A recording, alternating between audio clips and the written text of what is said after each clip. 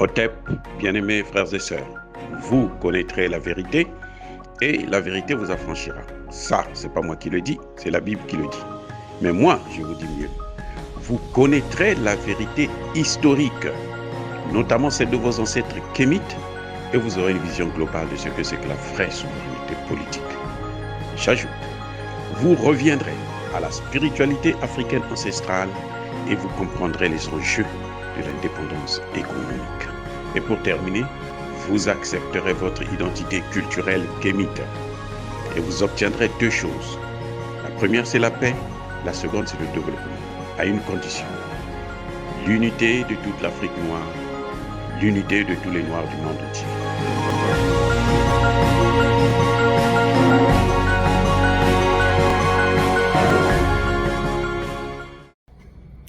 Otep à tous, bien-aimés frères et sœurs. Je vais vous faire écouter cette vidéo afin que vous puissiez vous-même comprendre ce qui se passe en RDC. Vous allez entendre de la bouche même de l'ancien président burundais, Jean-Baptiste Bagaza, qui vous explique le plan qu'ils ont pour la RDC. C'est ce même plan que Kagame est en train de exécuter, avec l'appui bien entendu des Occidentaux qui, bien entendu, se réjouissent et n'attendent que ça. Écoutez la vidéo et puis on va en parler. Un autre point important de votre pouvoir ou de votre gouvernement au point de vue socio-économique, c'est la CPGL, auquel apparemment vous avez beaucoup tenu à l'époque, la communauté des pays des Grands Lacs. Qu'est-ce qui a motivé la création de la CPGL et quelle vision vous aviez de la CPGL? La CPGL était utile à double titre. D'abord, pour le Congo, ils insistaient sur la sécurité. Parce que la région du Kivu, du nord et sud du Kivu, est contrôlée à partir d'ici. Et nous insistions sur l'économie. Parce que ça nous ouvrait le marché congolais. Et beaucoup mieux. La CPGL, ça a été... Quand la CPGL a ralenti et que maintenant elle fonctionne très peu, ça a été une grande souffrance pour moi parce que j'avais investi toute ma raison. Vous voyez, quand vous êtes à l'intérieur du pays, le pays est surpeuplé.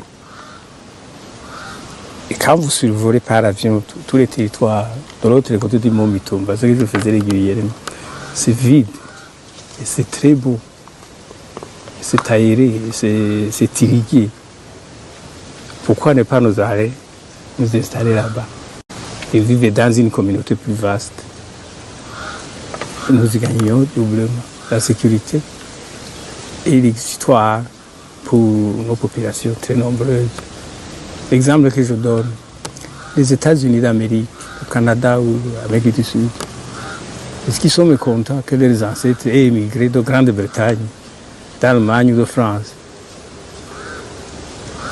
d'Italie, du Portugal Est-ce qu'ils sont réellement mécontents? Est-ce qu'ils ont perdu des liens, y compris des liens culturels? Non, ils sont toujours les mêmes. Quand un Anglais va aux États-Unis, il est américain. Quand un Américain vient en Angleterre, il est anglais. Dans son comportement et dans sa conception. Il ne gêne personne. Alors, le Congo est vaste, il est vide, il a beaucoup de ressources. Et nous agglutinons ici. Il faut trouver une solution. Et cette solution est le Congo. Et c'est même urgent. C'est même urgent parce que les Chinois sont en train d'occuper la loi là-bas.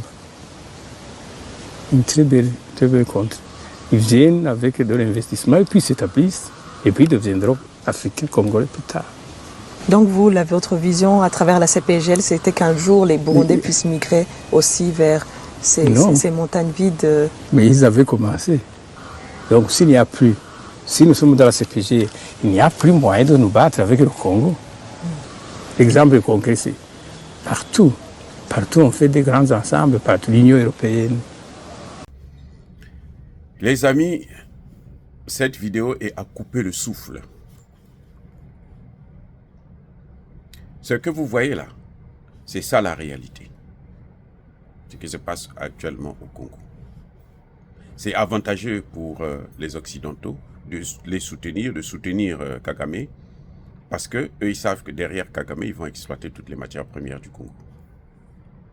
Mais comment peut-on parler de fraternité quand les gens sont avec vous pour des intérêts? Le Rwanda et le Burundi n'ont qu'un seul objectif, de prendre l'Est du Congo. L'Ouganda aussi est dans cette affaire-là. L'Ouganda aussi veut prendre une partie. L'Ouganda aujourd'hui découvre que lui aussi il a le pétrole. Donc en fait il n'est pas un pays pauvre. C'est parce qu'on ne connaît pas ce que nous avons dans nos sous-sols. En toute l'Afrique là. Je dis bien toute l'Afrique là est riche. Aujourd'hui on découvre même que le Centrafrique peut être plus riche que la RDC. Je ne sais pas si vous avez déjà appris ça. Le Centrafrique là peut être plus riche que la RDC. Le cobalt, on ne trouve pas ça seulement en RDC. C'est faux. On vient d'en découvrir dans d'autres pays, en Ouganda, on vient d'en découvrir en Zambie, c'est-à-dire que dans tous les pays africains, là, il n'y a que des matières premières. Eux, ils avaient sélectionné, ils se disaient, bon, dans tel pays, on commence à telle date, dans tel autre pays, on va exploiter après. Donc, ils ont fait des réserves pour que, pendant toute leur éternité, là, eux, ils ne font que vivre sur notre dos. C'est pour ça qu'ils ne donnent pas toutes les informations à tous les pays. Et c'est pour ça que les Chinois sont en train de venir envahir l'Afrique. C'est à nous de prendre nos responsabilités.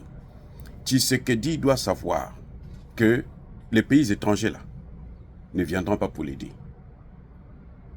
Nous devrons repartir, à mon avis, en tout cas, nous devrons repartir vers le vrai Congo, avec K, où vous avez l'Angola, le Congo-Kinshasa, le Congo-Brazzaville, une partie du Cameroun, et même le Gabon, s'ils veulent, ils rentrent dedans. Mais c'est une obligation de repartir vers un État confédéré ou fédéré. Si ce n'est que comme ça, là. Vous voyez que la pensée de ce que dit Bagaza, là, c'est exactement ce que Kagame est en train d'exécuter. C'est la même chose. Donc, eux, leur plan, c'est celui-là. Maintenant, il faut les stopper. Et il ne faut pas les stopper en pleurant. Comme on a vu le ministre congolais là, de la communication aller faire des trucs comme s'il était en train de marcher alors qu'on leur demande de prendre la décision. S'ils pensent qu'ils ne peuvent pas régler le problème du Congo, ils n'ont qu'à démissionner en bloc. On va trouver d'autres gens qui sont sérieux, plus sérieux que ceux-là. Dire cela, c'est inciter à la haine ou à la violence. Non. Il y a la colère, il y a Malembe. Encore une fois de plus, soyez bénis, abondamment bénis par le Dieu de Kémit.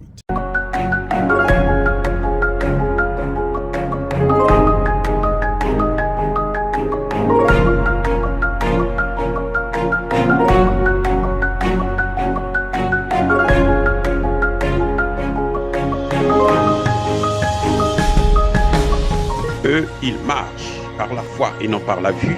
Mais moi, je vous conseille vivement de marcher par la connaissance scientifique et historique, notamment celle de nos ancêtres kémites, par les 5 sens et par l'intelligence. Otep, vive l'Afrique éternelle et que Dieu vous bénisse. Abou Apia.